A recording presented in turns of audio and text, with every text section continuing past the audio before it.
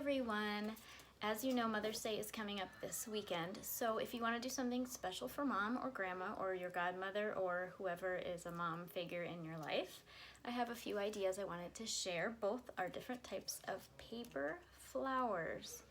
Now, of course, you can always give somebody a bouquet of flowers, but I want to show you a way to make a spiritual bouquet, which, if you don't know what a spiritual bouquet is, it is a physical bouquet that represents a spiritual gift. So usually a spiritual bouquet would be something like one flower per prayer for that person. So if you say 3 Hail Marys, you can make 3 flowers, and those are a way to show that person that you prayed those 3 Hail Marys for them.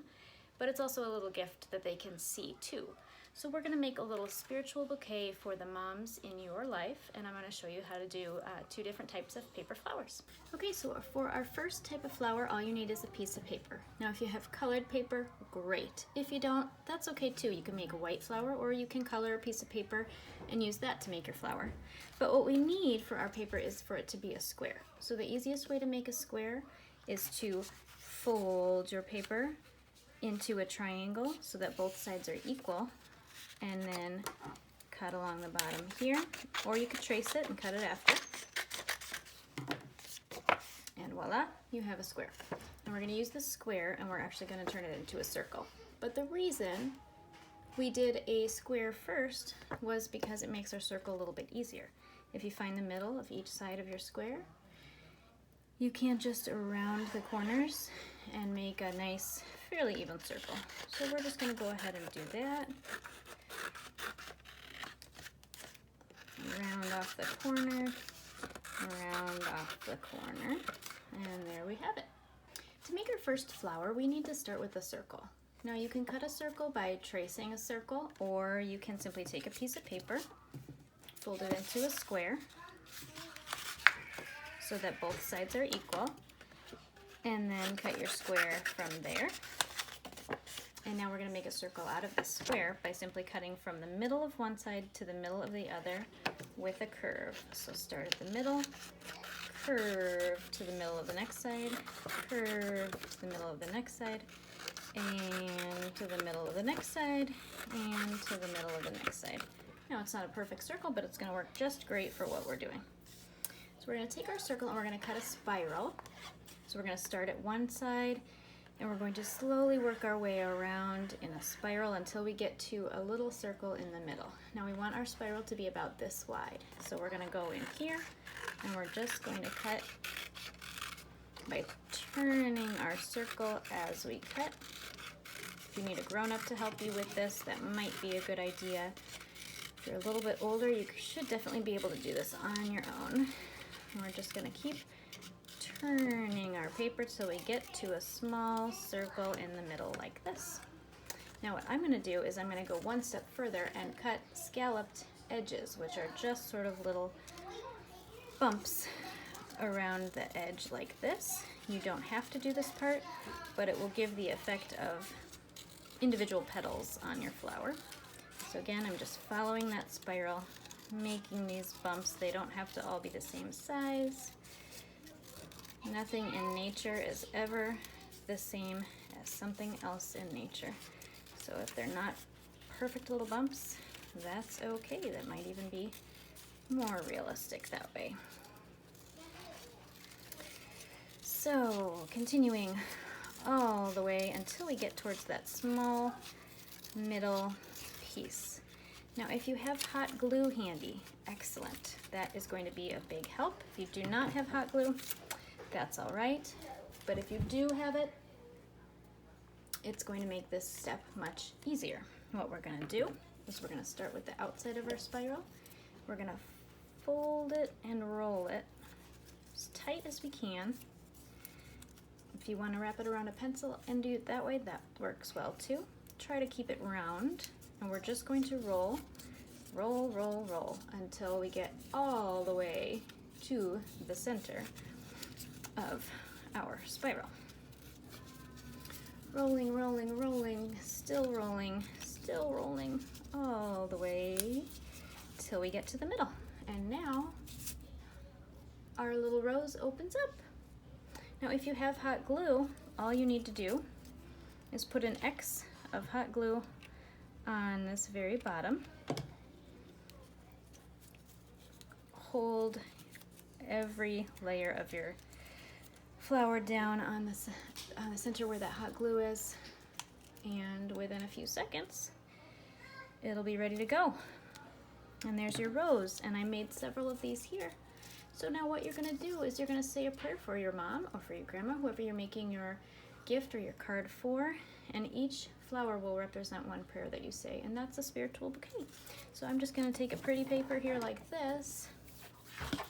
Again, any paper you have at home, you can make a card, or you can just put it on a picture frame or just on a piece of paper that they can hang on the fridge. But you're going to take your flowers and you can just assemble them and glue them right on your card or your paper. And there you have a beautiful homemade Mother's Day card that also comes with a gift of prayers, which who doesn't need a few extra prayers? So that's one way to do it. Now I'm going to show you a different type of flower you can make. So for this type of flower, we're also going to use a square of paper and fold it. And this is an origami flower. So this is another way that you can make a flower with paper. This way you don't need hot glue. It might be a little bit easier, but it's also kind of a little bit tricky. So just another option, and I'm going to show you how to make that one right now. So for this type of flower, I have a piece of construction paper. And again, I'm going to fold it corner to corner. This time you can crease it, and we're going to make sure that we have a perfect square here. So once you fold your triangle, if you have a whole piece of paper and you need to cut off some, make sure you have a perfect square there. Now we're going to open it up, and we're going to fold this again this way. So now we have sort of an X in the middle of our square here. Now what we're going to do is we're going to fold it back so we have a triangle, and I'm going to pinch in the center here. I'm going to press and pinch like this, and when I press and pinch, it's going to make sort of an X shape here, and I'm going to